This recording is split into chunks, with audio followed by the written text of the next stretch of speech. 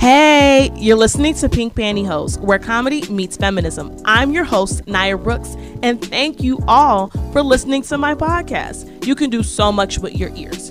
You can clean behind your ears, you can pierce your ears. But the fact that you're giving me your ears to listen to my podcast, I appreciate all of you from the bottom of my heart. Thank you so much. Yeah. Today's episode is called Girl, Get Some Confidence. Insecurities in relationships. So let's go back in time to 2008. That's my time machine. I know it's not like the machine on Family Matters with Steve Urkel, but this podcast does not have the same budget as Family Matters. So we're going to do what we can with what we have. Anyways, so let's go back to 2008 when I was a junior. 2009-ish, whatever you want to call it.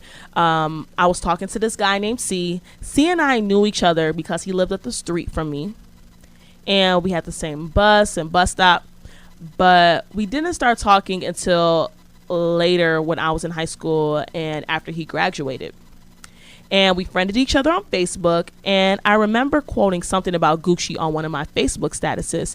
Fun fact, I used to be a hardcore Gucci girl. So Icy Entertainment. She's a very freaky girl. Don't bring her to mama. First you get a night, then you get a number. Then you get some in the front seat of the Hummer. Then you get some in the front seat of the Hummer. And C slid into my DMs, and this was before sliding into DMs was a thing. But C and I started talking, and then we exchanged numbers, and this was in 2009, and I remember having a boyfriend, and I cheated on my boyfriend with C because my boyfriend was not handling his business.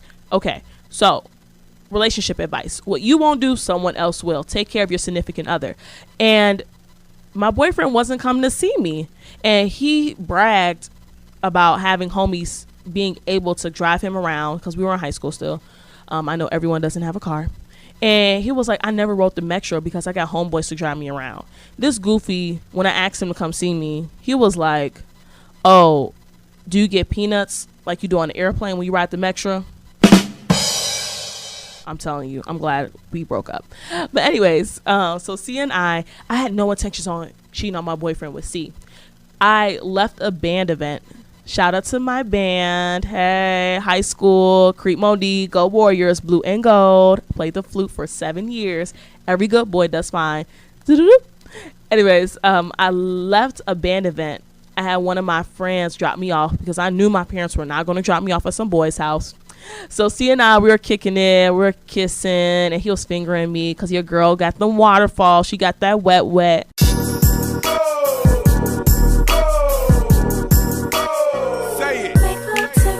Cheated on my boyfriend with C.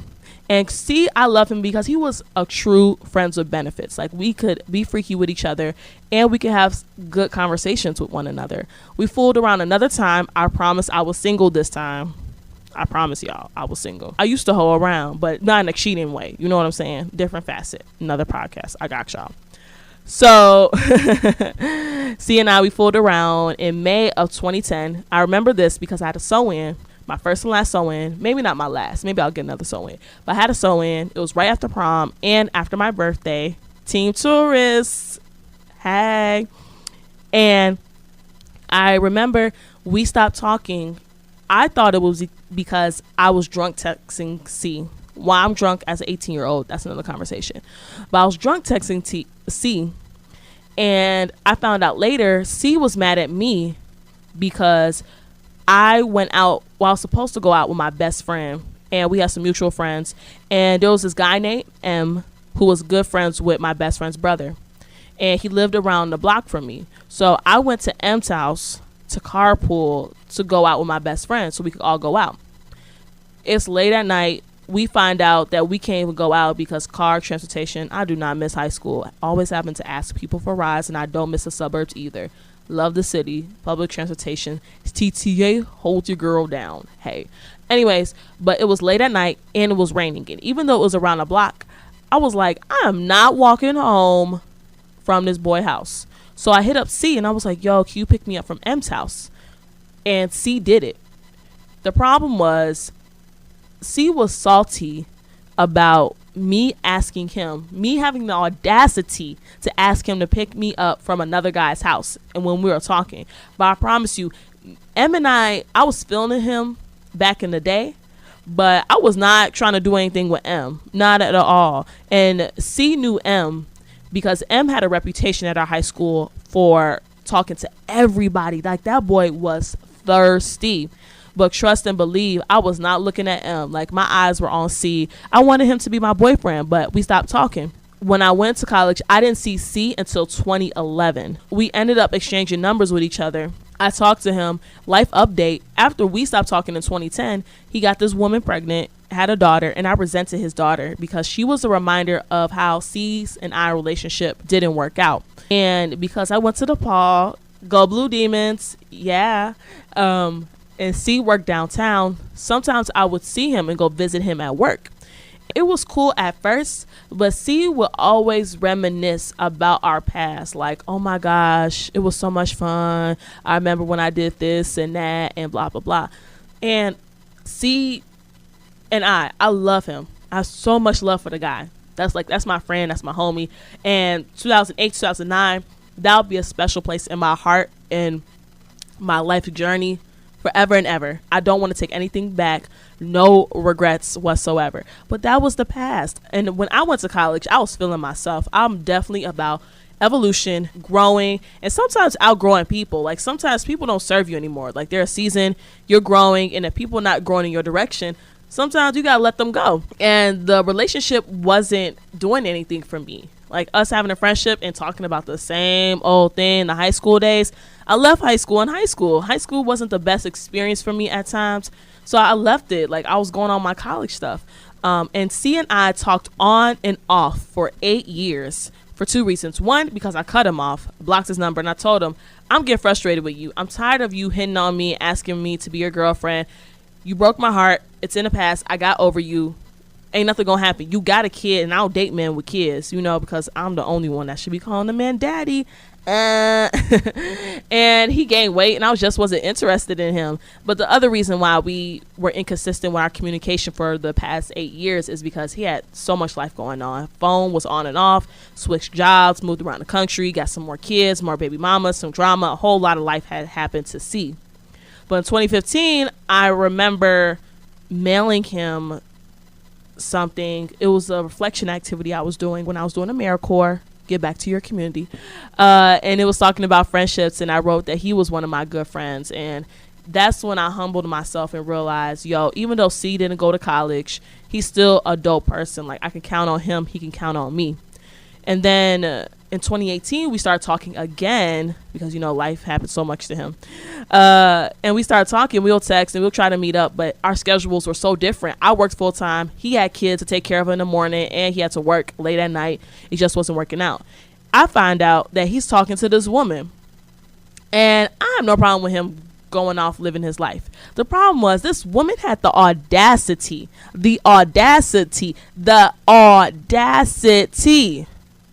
to slide in my DMs. It go down in the DM. It go down. Now, this random Latina woman, and I'm not against Latinx women. I'm thinking she my sorority sister at first, because that's how I know a lot of Latinx women. It's through my sorority, because I'm in a Latin sorority. Hey, the first. And she was like, we're going to call her bold, because she was bold, so bold to hit me up in my messages talking about my friend. So Bold hit me up and was like, yo, do you know C? And I was pretty confident she was talking about my C. Yes, that's my C. I've known him since 2009. That's my C. And I was like, C who?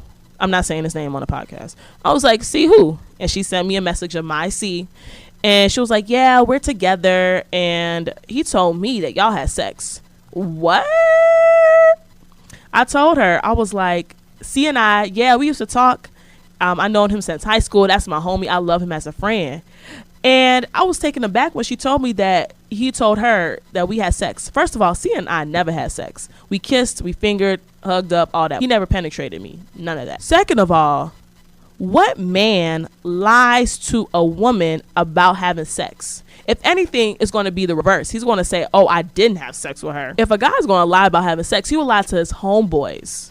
But why would he have to lie about it? And I was taken aback, but I had to remember my homie. Like, my homie is honest. Like, he was mature back in high school. That's why we were friends with benefits, and that's why we vibe. Like, he always kept it 100. Like, he's good at communication. He's not trying to play anybody. Like, he cared for me. I cared for him. So I was like, if he was mature back then, of course he's going to be mature in his 20s. And I was going to argue with her, like, girl, if I wanted C, I could have him. Anytime, any place. Girl, you new news. I've been here. I'm going to stay here. But I don't want to act like that because I mentor high school girls and I try to teach them, don't fight over boys, don't fight over men. Even if you right. What's yours is yours. You ain't got to argue with people when you know the truth. You know what I'm saying? And I hit up C. I was like, C, we need to talk. And I told him we need to talk on the phone. We can't text. And I did that because I didn't trust his new girl, Bold, because she probably would have been texting me from his phone. And I never met her, by the way. This is some random chick. Weeks later, C and I finally got on the phone talking with each other. And I was like, C, who you talking to? He was like, yeah, this woman we met through work. And I was like, yeah, she found me on Facebook. I don't know how she did it. She found me on Facebook talking about, asking about our relationship. And she was like, oh, C said that you and him had sex. And he was like, what? Oh my gosh. And he was like, yeah, I had to break up with her because she would always bring you up in conversation, like, who's Naya, who's Naya, who's Naya. And you could see in the text that C and I had, the text conversations, that we weren't on any sexual type stuff. You could see that we're talking about meeting up with each other, saying like, oh, how are you, how your family. It was no sexual stuff going on whatsoever. And he was like, yeah, I had to break up with her because she was just so insecure, always asking about you. And I was like, that's what you get. You're no longer here, but guess who's still here? Naya wins. I know I sound like one of them women from Love and Hip Hop or reality shows, but I'm just saying, like, don't come at me with some nonsense. You're a grown woman. And this is the lesson I want to instill in y'all. First of all, from this story, appreciate your friends. Appreciate your friends. At first, I didn't appreciate C because, one, I was salty that we stopped talking because I wanted him to be my boyfriend. But I took the time to realize, like, he's a good person. Yeah, we don't have the same backgrounds as far as education, but he's a loyal person. I can count on him. He sends me good vibes. I send him good vibes. I remember I asked him for advice about guys and my dad and stuff, and he'll give me good advice. And if he needed it, I would be the godparent to his kids. Like, if something tragic happened, I would help take care of his kids. Like, that's how much love I have for him. He's one of the few good guy friends that I have. And I don't get along with guys. You'll notice later in my podcast, I don't get along with guys. So the fact that I can say a guy and I are cool and we're not on any sexual type stuff, that says a lot. I have 3 really good guy friends that I adore, and C's one of them. So that's the first lesson. Appreciate your friendships. Don't stun on your friends if they're good people. Now, if they're doing toxic stuff, then you got to detach from them. Cut it, cut it, cut it, cut it. Second thing, I want to give y'all relationship advice. Don't be in a relationship with someone who you feel insecure with. Like, why put yourself in a predicament or stay in a predicament where you constantly have to question people? Like, the fact that Bold had the audacity to approach me about C and constantly pester him, I was offended because, one, don't get up in my DMs. Like, get out my messages. Who are you? You're irrelevant. You're a new chick. Go away. Go the F away. Secondly, don't disrespect my homeboy like that. He is not one of these F boys. He may have been with some other women. I don't know. But I know my homie. He is not a F boy. Like, he's a good guy. Like, he is not going to cheat on you. And even if he did, he's not going to cheat on you with me. I mean, I would have cut that off. But baby, if I wanted him, I could have had him. Anyways, no. But yeah, even though I've been single since 2010, I remember Valentine's Day, 2010, my ex broke up with me. This was a different ex, not the one I cheated on, the one I rebound. That's another podcast. But I remember I haven't been in a relationship since February 14th, 2010. And as the years go on, as I stack up in my years, I get more confident in being single. Has this always been a confident and smooth journey? No, not whatsoever. There's been times I cried about being single. I was frustrated. I was jealous of people, envious. But I reminded myself, like, as I was single more and more years, I got more comfortable being single. And me being confident and being single, I wasn't tolerating no nonsense. So if someone wants to approach me in some disrespectful type stuff, like, oh, I just want to have sex with you, or they weren't willing to show me that they appreciated me, like, it's so tiresome. It's so much work. It's such a burden to have to prove to someone that you're worthy. And I was like, no, I'm not dealing with that. And I want to encourage you all, not accept nonsense. Like, if you don't trust someone in your relationship, then don't be with them. In this case, my homie wasn't cheating on her, or he wasn't cheating on her. I'm 98% sure that my homie was not cheating on her. Especially he wasn't cheating on her with me. But why are you with a man who you can't trust, who you have to search through his phone and go talk to his other female friends? Like, why are you in a relationship if you can't trust him? So I want to encourage y'all to not feel thirsty for a relationship, or even if you want a relationship super, super badly, trust me, I know what it feels like to be the third wheel, to listen to the R&B music from the 90s. I get so weak, blood starts racing through my veins. You're like, man, I want someone to rub on my booty. Tell me my lips look good in my new lip gloss. Send me them good morning and good night texts.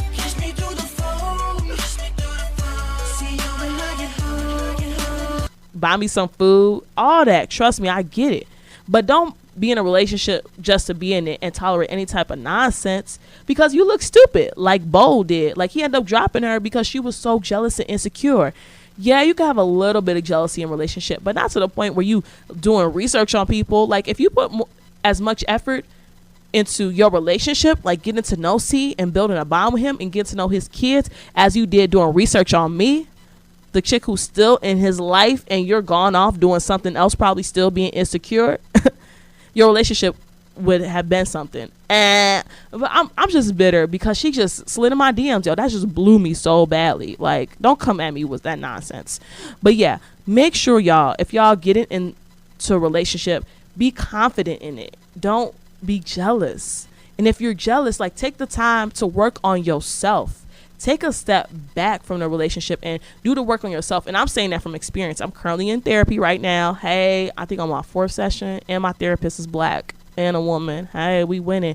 But yeah, do the work on yourself before you get into a relationship if you got baggage. Because if anyone got man trauma, it is me. Definitely been scarred. Definitely got some trauma. But I'm working on myself. And then through this trauma and scarredness, I know I'm not tolerating any type of thing. I'm not putting myself in predicaments where I can't trust my significant other. Because I remember this woman I met in DC, and she was so gorgeous. She was so young and youthful looking. And she told me that if it's stressful, eliminate it from your life. So that's my knowledge for y'all. Don't be in relationships where you feel insecure, where you have to sneak through people's stuff, ask all these questions, constantly get into arguments. It's not worth it. But yeah, thank you all for listening to my podcast. This is Maya Brooks, and this is my podcast, Pink Pantyhose, where comedy meets feminism. I appreciate y'all so much. Bye.